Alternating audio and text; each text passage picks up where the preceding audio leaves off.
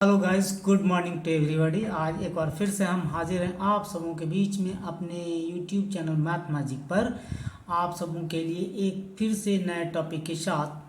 तो आइए हम लोग टॉपिक की ओर बढ़ते हैं, लेकिन उससे पहले आप सबों से एक मेरा सादा अनुरोध है कि यदि आपको ये मेरा चैनल अच्छा लगता है और आप सब इससे फ़ायदा ले रहे हैं तो निश्चित रूप से आप मेरे इस चैनल को प्लीज़ लाइक, सब्सक्राइब, शेयर और कमेंट जरूर करें।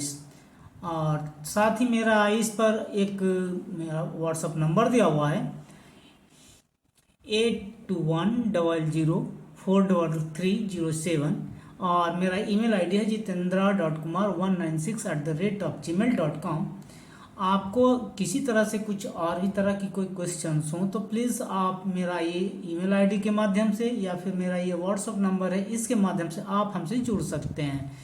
तो चलिए बिना देर किए अपने अगले टॉपिक की ओर चलते हैं और डिस्कशन पर पहुंचते हैं। हम लोग देखते हैं कि आज कौन सी टॉपिक है। तो आज एक बार फिर से हम हाजिर हैं अपने क्लास 8 का मैथ सब्जेक्ट के साथ, जिसमें हमने RD शर्मा से कुछ टॉपिक लिए हैं। तो टॉपिक देखते हैं, टॉपिक क्या है। तो टॉपिक में हम लोग देखते हैं linear equation in one variables. तो linear equation in one variables के बारे में हम लोग कुछ कंसेप्ट के बारे में आज पढ़ेंगे। तो चलते हैं हम लोग इस टॉपिक की ओर। अब आइए हम लोग देखते हैं कि आज हम लोग को पढ़ना क्या है। तो हम लोग जैसा देख सकते हैं सामने में जो स्क्रीन पर दिख रहा है, transposition method for solving the linear equation in one variables. तो चलिए एक बार इसको हम लोग जानते हैं कि इसे हम लोग कैसे सॉल्व करते हैं। इस तरह का जो इक्वेशन होता है इसमें हम लोग किस तरह से कैलकुलेशन करेंगे, इसे कैसे सॉल्व करेंगे, तो इसके हर स्टेप्स को हम लोग जानेंगे। तो चलिए पहले हम देखते हैं पहले स्टेप में हम लोग क्या करना है। Obtain the linear equation. पहले तो हम लोगों को एक लीनियर इक्वेशन लेना है, लीनियर इक्वेशन जिसका हम लोग को सोल्यूशन चाहिए। ठीक है, जब उसको हम लोग ले लेते हैं तब हम लोग क्या करते हैं, identify the variables and constant. तो उसमें जो वेरिएबल्स है और जो कांस्टेंट है उसे हम लोग क्या करते हैं, उसे हम लोग आइडेंटिफाई करते हैं। तो वेरिएबल्स जिसके बारे में हम लोग जानते हैं कि अननोन क्वांटिटी होता है, इसका वैल्यू कुछ भी हो सकता है, लेकिन जो कांस्टेंट होते हैं उनका वैल्यू जो होता है वो क्या होता है, न्यूमरल्स होता है, वो फिक्स होता है। तो इस तरह से दूसरे स्टेप में हम लोग क्या करेंगे, सबसे पहले वेरिएबल्स और कंटेंट्स को हम लोग क्या करेंगे, कांस्टेंट जो होता है उसे हम लोग आइडेंटिफाई करेंगे। जब इसको आइडेंटिफाई कर लेते हैं तो स्टेप 3 में हम लोग क्या करते हैं, तो simplify the LHS and RHS to their simplest form by removing brackets. किस तरह से हम लोग क्या करते हैं, सिंप्लीफाई करते हैं LHS को और RHS को। तो उसमें जो ब्रैकेट्स वगैरह होते हैं सबसे पहले तो उस ब्रैकेट को हम लोग क्या करते हैं, कैलकुलेट करके रिमूव कर देते हैं, और रिमूव करने के बाद में फिर स्टेप में हम लोग आगे बढ़ते हैं। इस तरह से हम लोग चौथे स्टेप में क्या देखते हैं, तो चौथे स्टेप में क्या होता है, transpose all the terms containing variables on LHS and constant term on RHS। Note that the given of the term will change in shifting term from LHS to RHS। तो इस तरह से क्या होता है कि अब हम लोग क्या करते हैं, ट्रांसपोज करते हैं, जो टर्म्स होते हैं उनमें हम लोग क्या करते हैं, ट्रांसपोज करते हैं LHS में और RHS में। इस तरह से उसके बाद आगे के जो भी चीज़ें होती हैं वो चेंज हो जाती हैं। जैसे ही हम लोग उसमें शिफ्ट करते हैं, ट्रांसपोज करते हैं, तो क्या होता है, वो चेंज हो जाता है, उसका वैल्यू चेंज हो जाता है। इस तरह से फिर जब वैल्यू चेंज होता है तो आगे के फिर सारे कैलकुलेशन जैसे रूल को फॉलो करते हुए हम लोग बढ़ते जाते हैं और लास्ट में इसका कैलकुलेशन हमें मिलता है कि इसका क्या रिजल्ट होता है। तो आइए अगले स्टेप्स को हम लोग देखते हैं। Simplify LHS and RHS in the simplest form, show that each side contain just one term. अब इसके बाद क्या करते हैं कि हम लोग इसके जो नेक्स्ट स्टेप में LHS और RHS को क्या करते हैं, सिंपलेस्ट फॉर्म में इसको हम लोग सॉल्व करते हैं, और सॉल्व करने के बाद में फिर स्टेप्स को आगे हम लोग बढ़ाते हैं। स्टेप्स में फिर क्या होता है, लास्ट स्टेप जो होता है इसमें हम लोग देखते हैं कि solve the equation obtain in step 5 by dividing both side by the coefficient of the variables of LHS।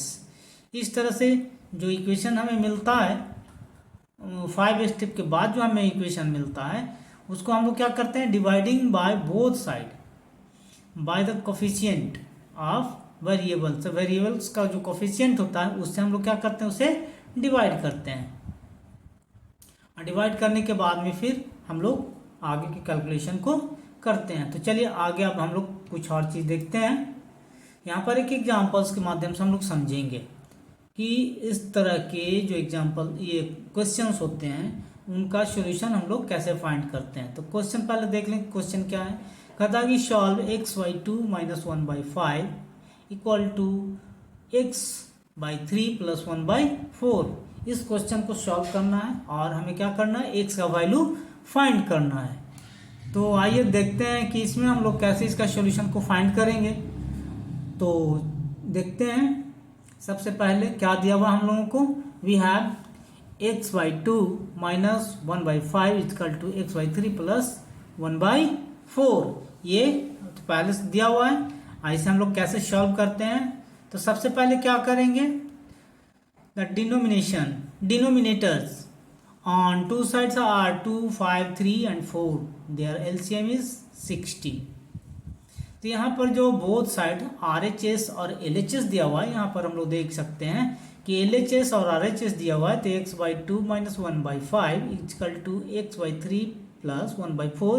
तो इसका जो डिनोमिनेटर है 2, 5, 3 and 4, इसका हम लोग क्या करते हैं, सबसे पहले LCM फाइंड करते हैं। तो LCM फाइंड करने के बाद LCM कितना आता है, तो इसका 2, 5, 3 और 4 का एलसीएम कितना आता है, तो 60 आता है। तो जब एलसीएम हम लोग फाइंड करते हैं उसके बाद हम लोग क्या करते हैं, इसका सॉल्यूशन फाइंड करते हैं। तो एलएचएस और आरएचएस दोनों बोथ साइड में हम लोग कितने से मल्टीप्लाई करते हैं, 60 से। दोनों साइड में हम लोग 60 से क्या करते हैं, मल्टीप्लाई करते हैं। तो मल्टीप्लाई करेंगे तो स्टेप्स हम लोग देख सकते हैं कितना में, तो x/2 - 1/5 में दोनों में हम लोग क्या करते हैं, 60 से मल्टीप्लाई करते हैं। तो यहाँ पर हम लोग देख सकते हैं कितना आया, तो 60 into under bracket x/2 minus का साइन माइनस लेंगे, उसके बाद क्या है 1/5 ब्रैकेट क्लोज। तो इस तरह से 60 से हम लोग किधर में, कौन सी साइड में मल्टीप्लाई कर रहे हैं, तो RHS LHS में।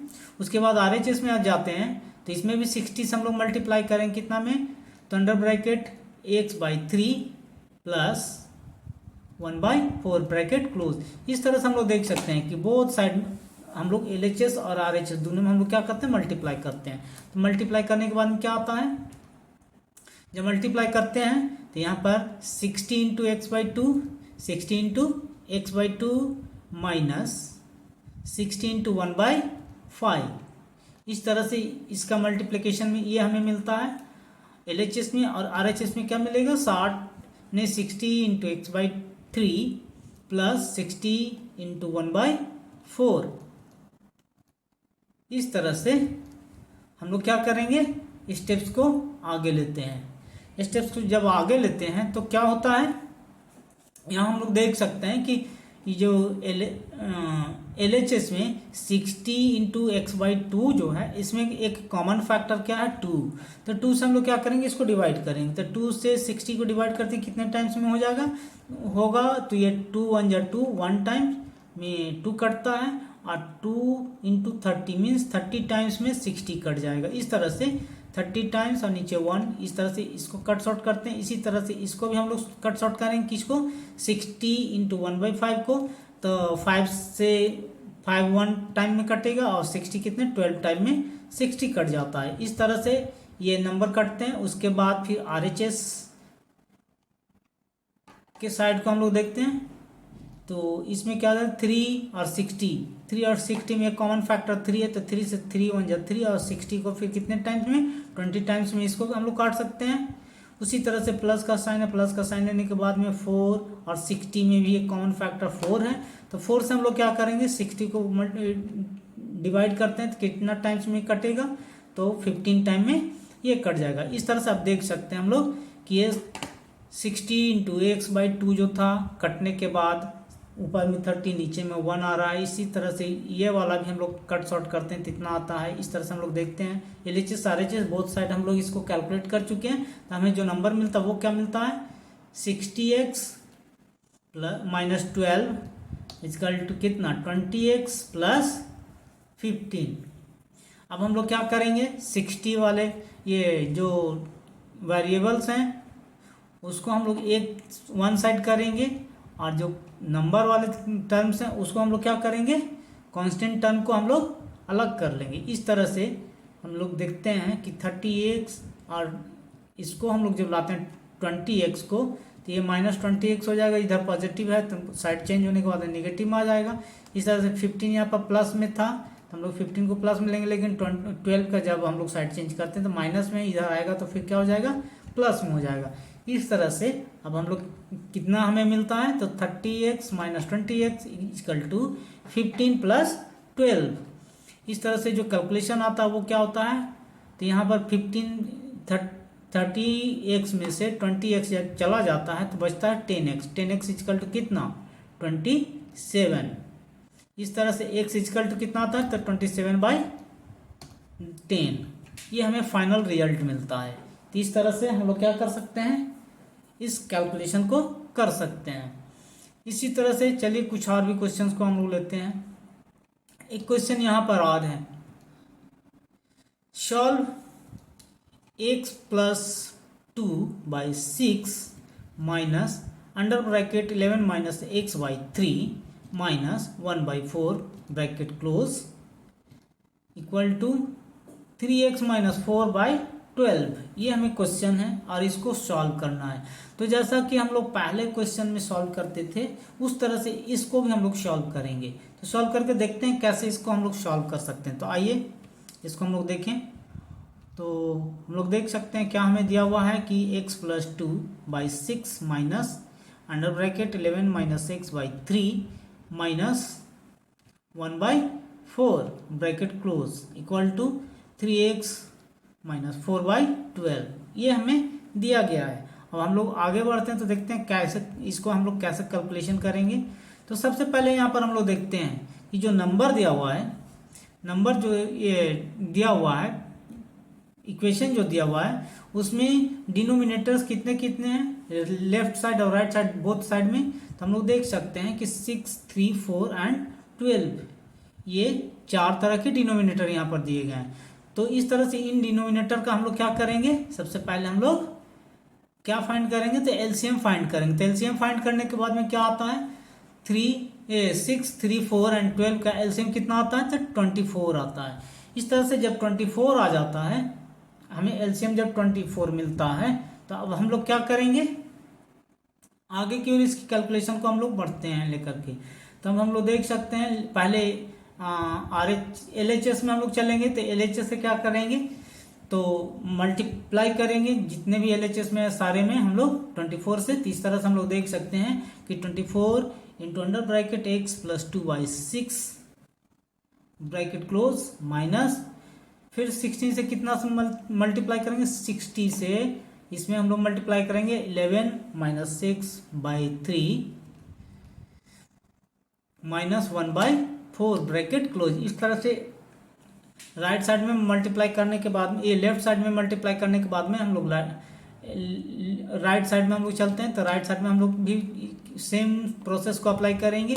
तो सेम प्रोसेस को जब अप्लाई करते हैं तो इस तरह से हमें क्या नंबर मिलता है, 24 × 3x - 4/12 ब्रैकेट क्लोज। इस तरह से हमें नंबर मिलता है। तो अब हम लोग देख सकते हैं, यहाँ पर हम लोग देख सकते हैं 24 नीचे में 6, यहाँ पर 24 नीचे में 3। इसको एक स्टेप और हम लोग आगे बढ़ते हैं, तब सारी चीज़ कैलकुलेशन जो है इसके एकदम अच्छी तरह से हम लोग को समझ में आएगा। तो सबसे पहले तो 6 से 24 को हम लोग क्या करेंगे, डिवाइड करेंगे। तो कितना टाइम्स में कट जाएगा ये, तो 4 टाइम्स में कटेगा। तो ये 4 × (x + 2) हुआ। अब फिर यहाँ पर देख रहे हैं कि अंडर ब्रैकेट यहाँ पर 2 नंबर हैं जिसमें एक निगेटिव करना। तो सबसे पहले तो इसका हम लोग क्या करते हैं, 24 से इन दोनों में अलग अलग मल्टीप्लाई करेंगे। तो अलग अलग मल्टीप्लाई करेंगे तो कैसे करेंगे, तो 24 × (11 - x/3) -24 × 1/4 1/4। थोड़ी सी यहाँ पर मिस प्रिंटिंग थी दोस्तों, इसको थोड़ा सा एडिट करना पड़ा। तो चलिए अब आगे हम लोग देखते हैं कि यहाँ पर हम लोग देख सकते हैं कि 24 से हम लोग अब मल्टीप्लाई कितना में करेंगे, -1/4। तो हमें क्या मिलता है फिर, राइट साइड में भी हम लोग सेम प्रोसेस करते थे। यहाँ पर देख रहे हैं तो 24 नीचे में 12 है। इस तरह से 12 डिनोमिनेटर यहाँ न्यूमरेटर थी, इससे हम लोग इसको डिवाइड करेंगे कितना टाइम्स में, तो 2 टाइम्स में। 2 टाइम्स में कटने के बाद में क्या मिलता है, तो 2 into under bracket 3x minus 4। तो इस तरह से इस कैलकुलेशन का हम लोग और आगे बढ़ाते हैं। तो आगे बढ़ाने के बाद में देखते हैं कि हमें क्या मिलता है।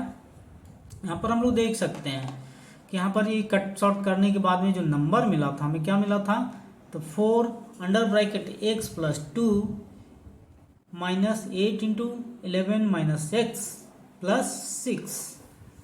इस तरह से ये कटने के बाद हमें नंबर मिलता है। तो जब इसका भी कैलकुलेशन में हम लोग आगे बढ़ते हैं तो फिर क्या मिलता है, 2 अंडर ब्रैकेट 3x माइनस 4। तो ये फाइनल हमें मिलता है रिजल्ट।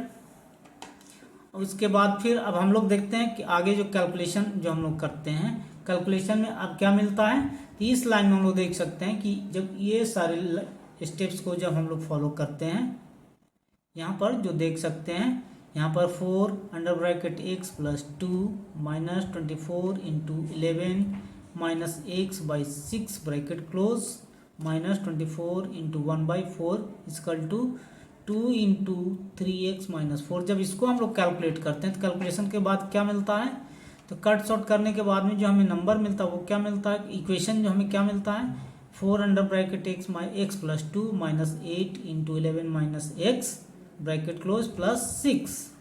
यहाँ ये 4 से 24 को काटने के बाद में 6 मिलता है। इस तरह से इक्वेशन फिर हमें क्या मिलता है, इसको हम लोग मल्टीप्लाई करेंगे, 3 2 जा 6x माइनस 4 2 जा 8। इस तरह से ये नंबर हमें मिलता है। अब आगे बढ़ते हैं तो देखते हैं क्या इसका और कैलकुलेशन होता है।